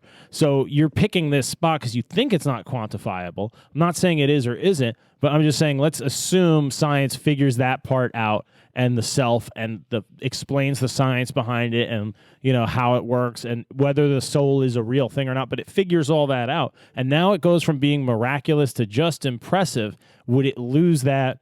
Like it goes to function? Like a nuclear reactor is now. Right? Would you like lose all for it then? if you were still around, do you think you would lose all for it and you would have to find something else to get that from? Because like you said, like you don't find a coal plant miraculous, but to someone in Roman times, that's fucking miraculous. But to us, it's just merely like, impressive. If consciousness became, right now, consciousness is a pretty rare commodity. It's a very unique collection of atoms, right? On Earth, it's most just atoms, the one species. Most atoms mostly, are either right? like shit in a sewer, or like rocks on a beach, or the water in the ocean, right? Yeah. But some atoms very temporarily organize themselves into things like brains and personalities and little meatball meat robots. We should call the episode that, Meatball Meat Robots. I'm down. That's fine. Right? It gets I a think little meat bit of robots. I think meat robots is fine. I don't think we I need to the bring word meatballs though, because I want a few people to click on it thinking it's like a food thing. Because I also want to Really? talk about making meatballs in space. Like, what would that be like on the space station to make like spaghetti and meatballs? I think it would work. Why not? Well, I mean, in zero gravity, I don't know how that would go. You know, how do you Well, even, like make pasta? Well, first, so meatballs. If we're done with the serious stuff, then yeah, 'cause you didn't really just answer my Was I in the question quick, middle and of I a want point? yeah, just answer my question Remind me quick. then. Like, do you think if it went from miraculous to just merely impressive, it would not hold that same place for you, and you'd have to find whatever the new frontier is to get that from? It's Because really, you're possible just that as religious as the next person. You're just more critical, and you scrutinize your source of miraculous awe it's possible more that, than the average person. That the thing from objective reality that gave you the awe, that made you feel the miraculous feeling, would have to shift as you learned more science, I guess. But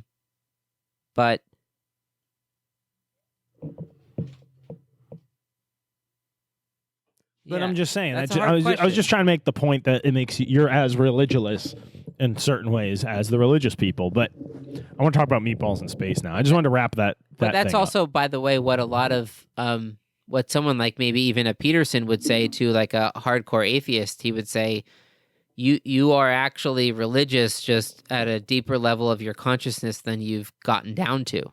Well, I just said that. No, yeah, I'm saying like, and then people would Why say, you gotta bring Kermit into this? I made the point. I think somewhat okay. Well, yeah. So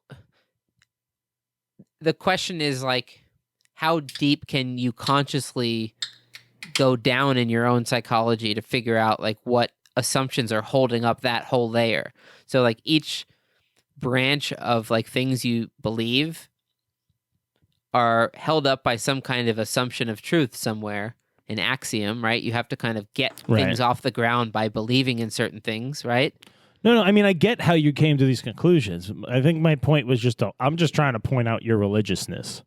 Oh no, I totally admit it more and more now, and the way I framed it is, I'm really into like a lot of Buddhist things, and I meditate all the time, and I'm really into the sort of miraculous mystery of how wetware, not hardware of computer, but the wetware of neurons and neurotransmitters, creates this subjective feeling. And I love messing with it and like trying to make it change. And, you know, meditation, you can have like really trippy experiences depending on how much time you have. And like we've said in many episodes, I need a job. So if you know anybody hiring, please. Yeah. I'm working on Twin Jesus theories. He's home. Oh, by the way, Johnny, I set up another reverse sponsor. So this episode is reverse sponsored by Frozen 2, out in theaters this week. This is Olaf from Frozen.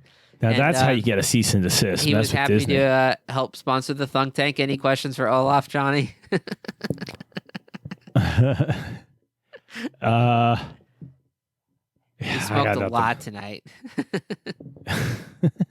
I guess I would wonder if you fried your meatballs in space, because on Earth you're supposed to really. I really want to talk about meatballs in space for a couple of minutes. No. I was hoping that like by the way, Johnny, this is why I was surprised Joe wasn't down for the topic, because like the first time I mentioned the topic to Joe, he was like, we should just call it Meatballs in Space and see if Johnny just thinks it's about making meatballs in space. I mean, I'm down. We could do a whole nother hour on that. So my main thing is when you make meatballs correctly, you're supposed to fry them. My tradition correctly is what I consider right because subjective, Johnny. But you're supposed to. It should be 3 meats, I believe: pork, veal, beef, and breadcrumbs, Italian seasoned breadcrumbs in there, and a little bit of Pecorino Romano is really nice too I for love an that extra cheese. gooiness. It's in my fridge right now. Mm-hmm. I know I can't find the good stuff out here, but you fry the meatballs first, and then you finish them in the sauce. So when you fry them in the olive oil, you turn them and you kind of fry a side at a time. Like, you fry and then you flip and then you kind of just brown up the edges. I'm salivating. And then you throw them in the sauce only for like an hour or 20 to 30 minutes. The sauce cooks for like 8 hours. You really just got to get the most of the meatballs in towards the last hour. Yeah. But so in space, to fry it, the real question is, you can't fry just one side at a time. You would have to fry the whole meatball at once. So you need some type of meatball slightly larger than a meatball shaped It would have orb. to be in a tank is what you're saying, right? A very thunky tank. I didn't even mean it that way, but sure. I just did. meant like it would have to be completely submerged because it's So if my floating. meatball's this big, I would have a meatball tank that big, and I would have a thin layer of oil between them. And you would be able to, probably in space, it'd be easy to get that oil real hot and just to cook that meatball through super evenly and efficiently. Because of the Earth. zero gravity, you would get perfectly cooked through. Right. So I really wonder, because meat browns, because not just the temperature, but the speed at which it cooks, Maillard reaction, all that food science stuff. Yeah. So I wonder, it would probably form some weird grayish version that doesn't taste quite right, but you could do it. And then you would need to boil pasta, which would just be another pressurized tank that you fill up with water and noodles. You would counter the effects of the gravity with just pressurized water, so it's all. But I think submerged. you would need the water pumping or an arm mixing, because like boiling water kind of moves pasta. We'll make a crank on the side of this thing. I don't know if it'll. Yeah, I don't know how that works in space. Wait, do you want to invent like a spaghetti and meatball maker for the space station? We'll make the news. I mean, I think it's not a bad pitch. If we could get a grant for it, I'll spend a year making one. Well, should we write a grant proposal?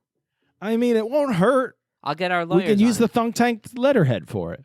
Yeah. I'm into it. I love the idea. Like, if we had letterhead, if I wrote a letter to somebody on a Thunk Tank letterhead, let's say best case scenario, they go to our website and then they click on an episode and they're just like, Jesus Christ. Like, what the fuck? They're gonna be like, "What am I doing with my time? I spent 20 minutes on these guys. Like, I gotta do a better job around here. I'm gonna get fired."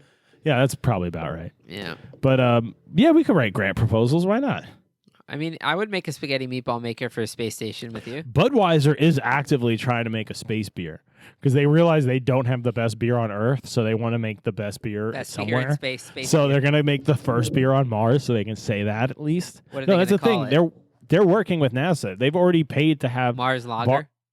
to have malt sent up, barley sent up to the International Space Station, and I don't know if they malted it up there, or I think they just stored malted and unmalted barley in space for a while and then brought it back to brew it. They wanted to see what like space radiation would do to it and stuff, or they might have germinated it. They did some step in the brewing process in space, and they said and the ultimate goal is to make the first beer on Mars was their official press release. So that's like a long-term corporate plan of theirs, which is pretty badass.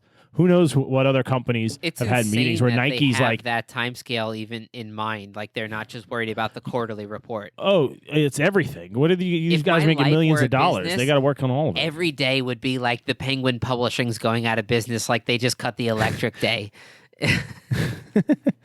Yeah.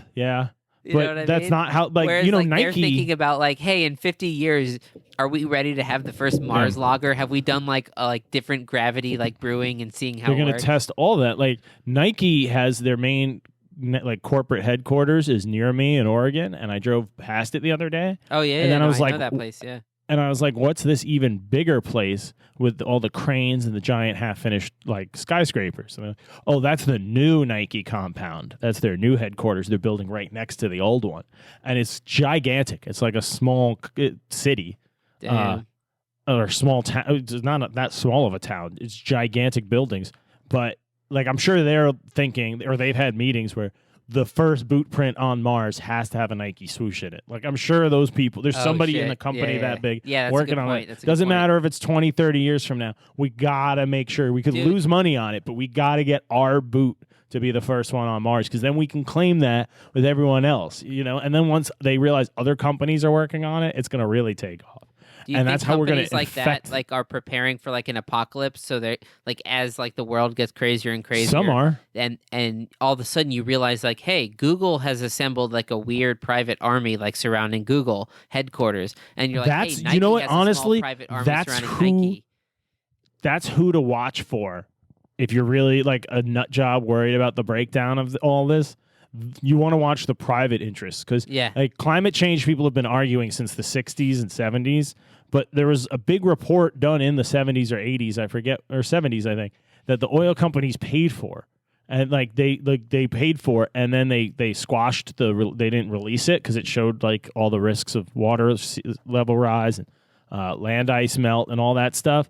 And they just quietly changed their standards, and oil rigs are, since like the 80s or 90s, have been all built at the height above what the worst possible chance. That's why they're way up there, because they know it's going to happen. And they're like, well, we're not going to tell people because they're just going to freak out and blame us. We're going to keep making our money. We're going to make sure our infrastructure is okay. But they we're not going to tell the public enough to change their infrastructure. Yeah, we're not going to tell. We'll change ours, but we're not going to tell the American people so they move to higher ground. Fuck them. But we're going to make sure our oil rigs don't get washed away, because oil is going to be real valuable when everyone has to, pump out New York City. Like, you just think of it that way.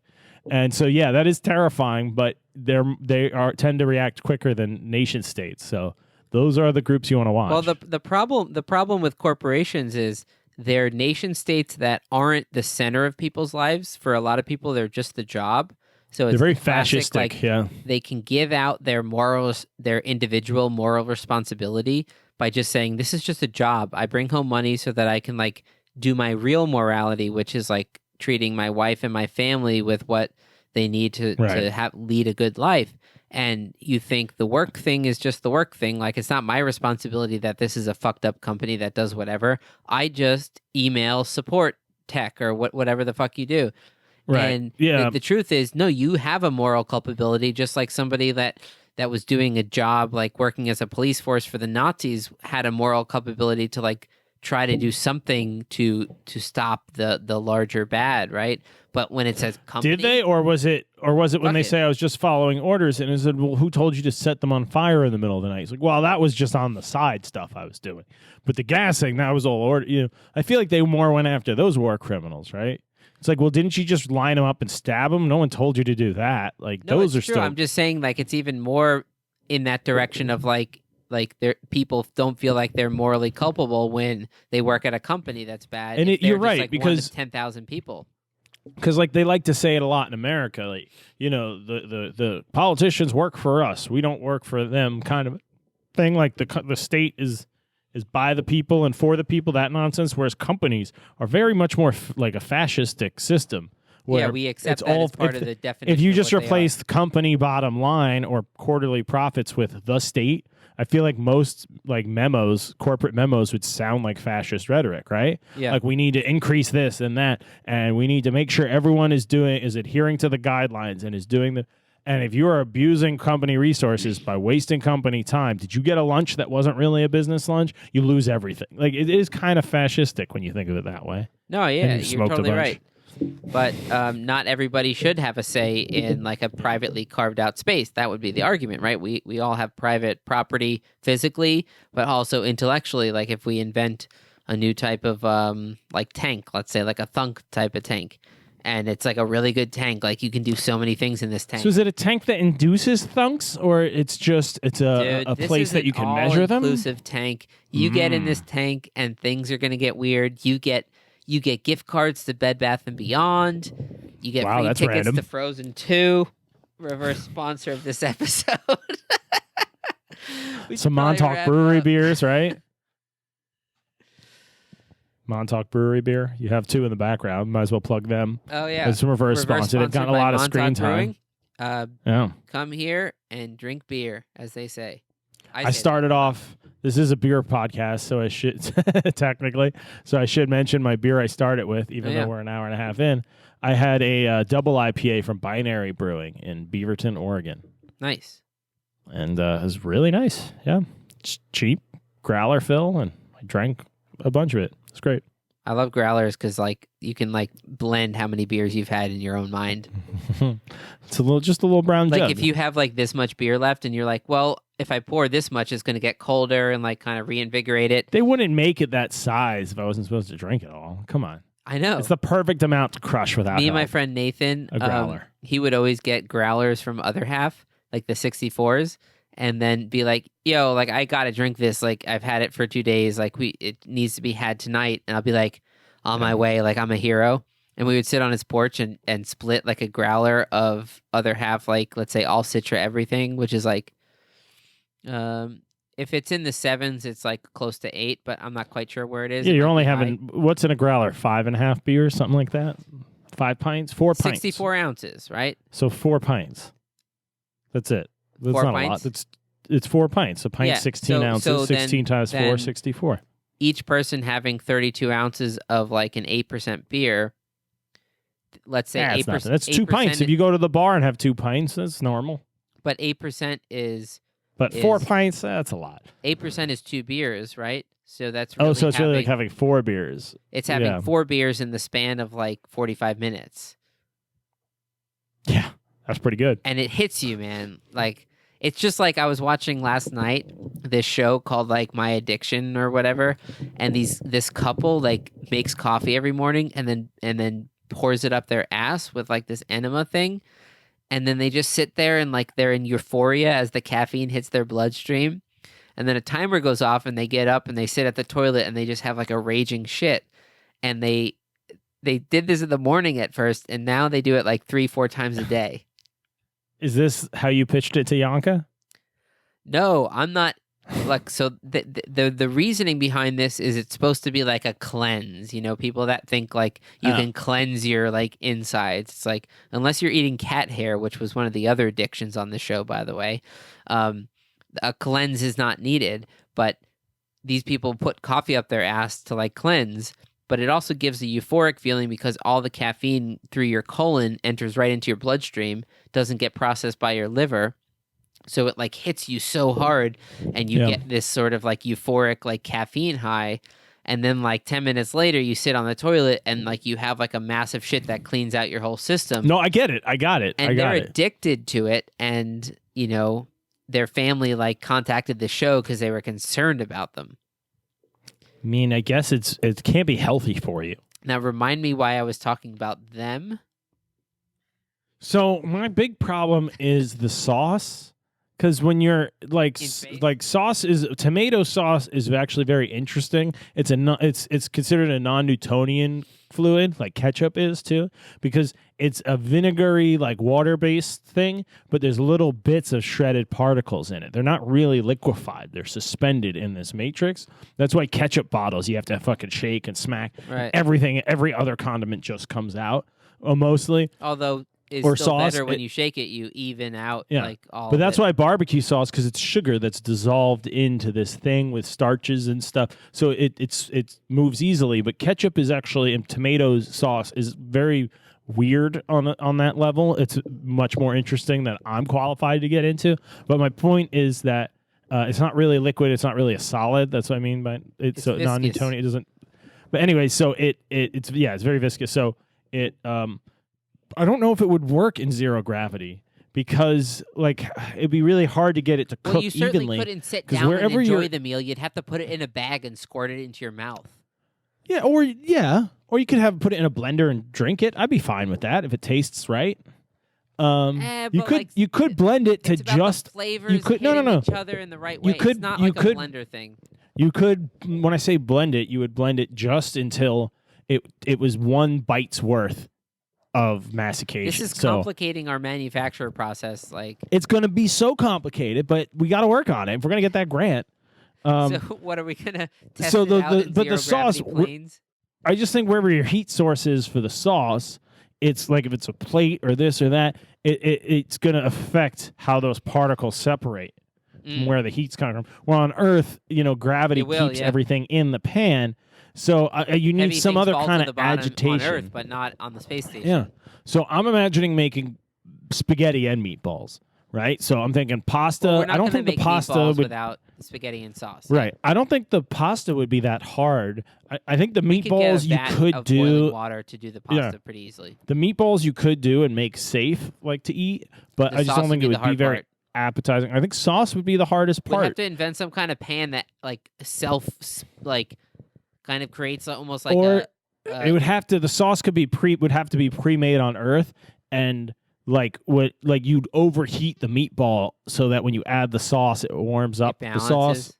Yeah, or the pasta, time it just right, where how you feed the sauce in, and you would have to cheat it somehow. At some point, it becomes easier just to plug in the brain to a simulator that makes you feel and like you're having some spaghetti and meatballs.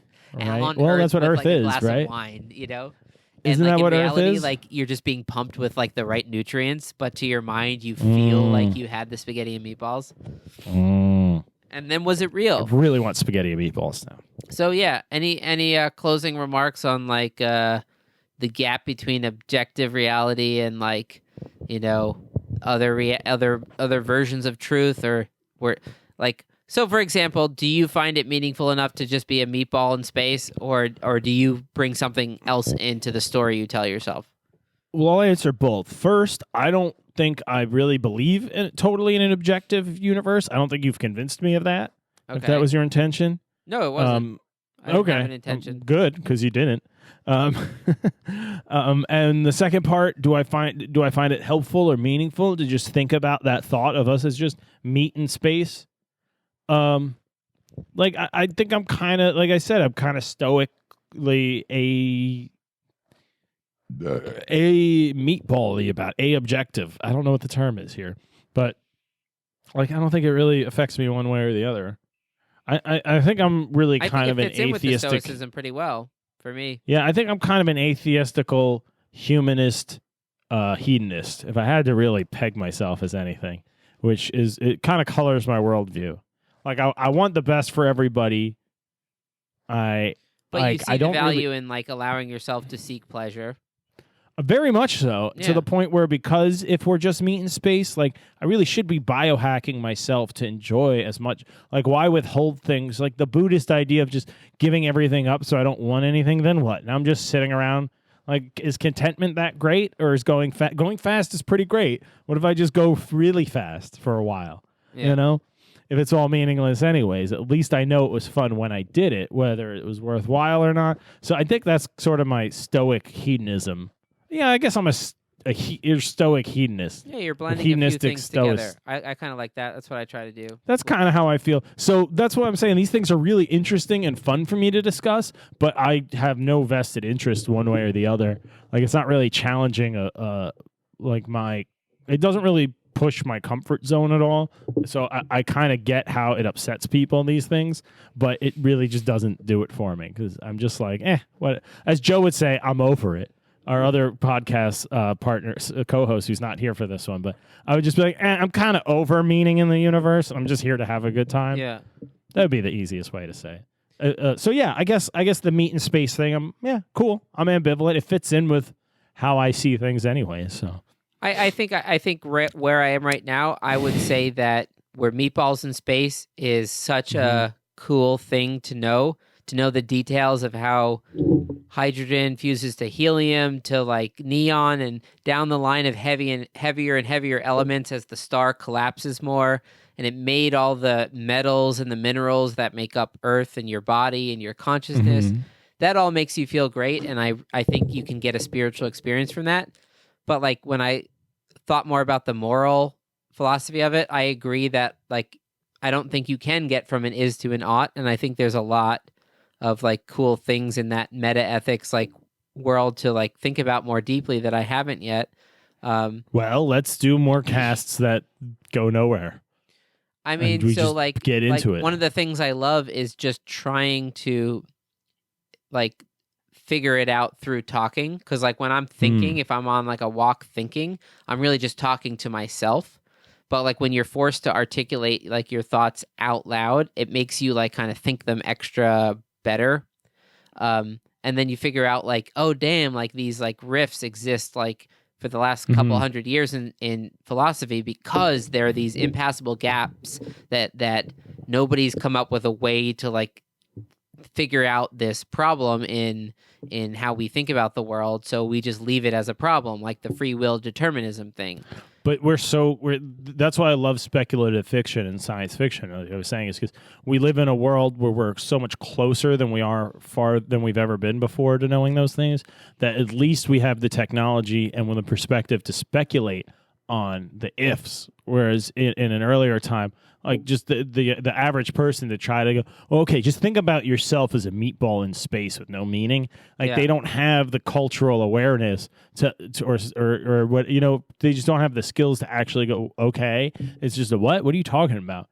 And so that's why I love that genre. We should do a whole sci-fi cast because I would like to pick a few. We could do a whole series and do specific things like this, like just how the addressing of objectivism in science fiction, because there's a whole bunch of stories about it that they isolate specific. Even the Orville did that kind of in a cool way.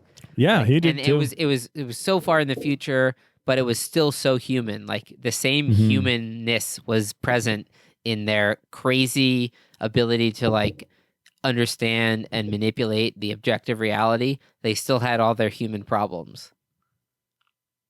Yeah. Same with Star Trek, right? So the best quote that I have, and Neil Tyson, which was the interview, we'll link it, that kind of inspired this. He was kind of like modeled himself after Carl Sagan, who hosted the original Cosmos. So yeah, he has a long quote. I guess I don't even have to read the whole thing. It's just sort of, it begins with, "We wish to pursue the truth no matter where it leads, but to find the truth we need to imagine and we need imagination and skepticism both." And then at the very end he says, "Because the cosmos is also within us. We're made of star stuff. We are a way for the cosmos to know itself." So in Spinoza's rock thing, we're just a rock that's being thrown, and no matter how self-aware we can become about the fact that we're a rock, we have no say in the fact that we were thrown and where we're going to land. See, I think of it differently. I think of it as, and the whole rock thing is, we don't realize we're the rock, and so we might mistake our free will of, I'm going to keep going this way because that's what I want to do. If you looked at it as a human, so you might say that free rock, will is you're not realizing what your situation really is. It's an illusion, and it's a lot of illusion humans. I feel like it's accusing humans of that. Yeah. I would agree with that. Yeah. Okay. But cool. But for Carl Sagan, there he's kind of saying that we nevertheless, the subjective reality of your self-awareness, whether you can objectively prove it, you can at least say on some level it exists. Nevertheless, it's sort of that. It's because it's an impassable gap. In other words, I don't even know if you're conscious. I can't prove it as much as I can prove that I'm conscious. Yet. Maybe there will be objective measures. There's been a lot of things they assumed were never possible. Would you agree that from your perspective, I could just be a meat robot literally following like some programming, just like Google I think we're does? both NPCs in a simulation. But whether it's NPCs, we're NPCs that woke up because we are awake. We have self-awareness. Do we? I think we're NPCs.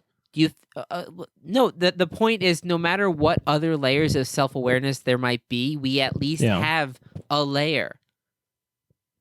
Yeah, I mean, and that's reassuring, but that doesn't mean anything. And in an objective universe, if that exists, then you might not. It means something pretty powerful, which is this. The one thing in the universe that cannot be an illusion is your consciousness, because you're having it right now. That's not true. You can just assume that because you need some first principle or axiom to start from. But I'm defining consciousness as whatever your experience is in this moment. So if there's an experience to be had, that's consciousness. Okay, but I mean, whether I don't know if I have a brain, I could be on a hard drive somewhere. Right. You just because you have consciousness, that's not what I said, though. I didn't say you're not conscious. I said you're an NPC, a non-player character is what that means. So And there it's could a be character. characters you're saying that have like far higher levels of consciousness, and what I think of as freedom is programmed into me so that I play the game well. Yeah, you're part of the game. Now, That's terrifying. whether the simulation, it could be you and me are both independent people, Matrix style. Like we're independent, real people with consciousness outside of the simulation, and we're interacting within it with a different set of information than outside it. And who knows? Maybe that's what you do when you're immortal. You've hung out with your friends for so long, you start pretending to be other people in a simulation. That's not the craziest thing, but also, you might just not.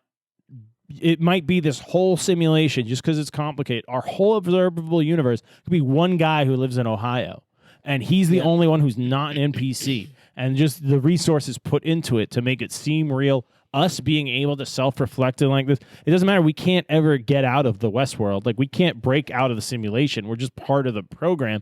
So us being able to question it and stuff, that's fine because just like the one person who's not an NPC, neither of us can ever break the program that way. Yeah. And I told you the way I really tested this is I was meditating about it, and I really tried to focus on and believe the idea that I found out I was an NPC.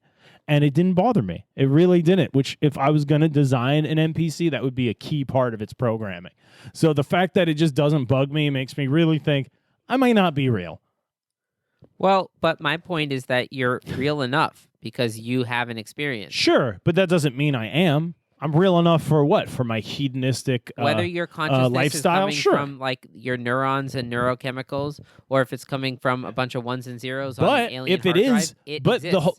the whole reason I say it is if it is just ones and zeros on a hard drive, that means it is predetermined. It's a programmable thing, and your consciousness that you said was an impassable gap is quantifiable somewhere in a computer. Ha! Gotcha, bitch. No, there's no gotcha. I'm just saying, like, it's totally possible that we'll quantify like the hard problem of consciousness and. But I'm saying figure out if you could accept that this is a simulation. And your sense of free will is the same as you were saying. It's you're not understanding that you don't have control over its predeterminism. Yeah. If that is all a simulation, then that kind of settles it, that it is a predetermined, programmed universe. I mean, I think it ultimately And is it doesn't bother me to think that it's just one guy in Ohio. I feel like it does upset you, which is the point I was trying to make about if you found out about how the science behind consciousness, the ones and zeros of it, it would lose its awe Oh, you're for saying like, would I be disappointed for a mystery to go away? No. Yeah, I think because you kind of like as the far as I mystery. That's part of the understand, human like, condition. What I understand now, I can see how we would understand gravity better, but I can't understand how we would get from an is to an ought. It seems like an impassable gap right now. Yeah, of course it does to you, but that doesn't mean it is. It doesn't mean it is for sure. Allow that. I found the quote I was thinking of. It was funny. It was right below the one I read. It's a Camus quote. It said, "If the world were clear, art would not exist." So that gets Clear? back to your clear, meaning like understandable and like totally made sense. I'm an idiot. I thought like translucent, but go ahead. But I was it like, you gets could back see to through your thing, trees. like, Where would you if we were hang on? God, like would we realize that we need limitation to make life meaningful? It's like if the world were just perfectly understandable and there were no mystery and like challenges, you would actually suffer more. It's the having a challenge and like not understanding. I mean, and that striving to sounds like you understand rationalizing that gives your consciousness like that- a life force. Yeah, that sounds like you rationalizing and trying to find the mysticism in your level of intellect and understanding, which is fine. I'm saying that being involves limitation, and when you embrace that limitation, right, like you admit it exists, but you're just going to do the best you can to like carve out the space you can carve out. That's more what I'm saying. I'm just pointing out that your sense of awe in the current gap is, I don't want to say unfounded, but just not as miraculous, and I would say just more undiscovered impressive, to go back to that motif from before. Yeah, I mean, and the miraculous part would be your ability to do it, to see the world that way, not if it actually is or not. So yeah, this is where you get to the definition of belief. Like which one do I believe? I think the more accurate answer to that question would be which one do I act out? Because I can say whatever I believe, but it's which one do I act out? And I think we What are you all doing? act Yeah. out a belief that tomorrow can be better than today. And if we didn't believe that, Yeah. we might not get up in the morning. Yeah, I think society runs on most people thinking that. Yeah. And I think Louis I C.K. think made at that the joke root of years that ago. might be something religious. However, people frame Yeah. it like further downstream of consciousness. Yeah. All right, I think that's a good point to wrap it up. I think that's a pretty good bookend. It's a nice so bow. We could probably sell this on like some kind of online college thing, and it'll be like, what would we call this lecture? What do the meat bag quandary? I thought we decided. The meat bag quandary, or the meat bag conundrum. And then like in parentheses, meat like, bags. Bonus. Why? Bonus ending: how to make spaghetti and meatballs on the space station. Joe hates the misuse of colons and semicolons. So let's make it meat bags, colon, the study of, semicolon, making sense of ourselves, comma, also making meatballs, semicolon, in space. He would get so angry if you actually posted it with that. Can you like write that down? Because I'll forget. No, I'll listen back and write it down. It's dark. I gotta pee. Yeah, fair enough. All right. Well, thanks for tuning in. I think I'm gonna write like a little blog post that goes along with this. So hopefully I finish that by the time we post this. Okay. But let me do the intro for this one. Look at it. Yeah, Johnny, you should do the intro. Totally. I got this. I'll not. If I do the intro, I'll accidentally like do an episode on it or something. You're just gonna do the first 10 minutes. Yeah, and then do the 10 minutes again. Right. So I got this. All right. Well, thanks all for right. listening, everybody. What'd you say? I said thanks for listening, everybody. Oh yeah. I guess we're not going to hang up on each other, so we can just hit end. Yeah. All right. Goodbye, sir. Farewell. Farewell. End.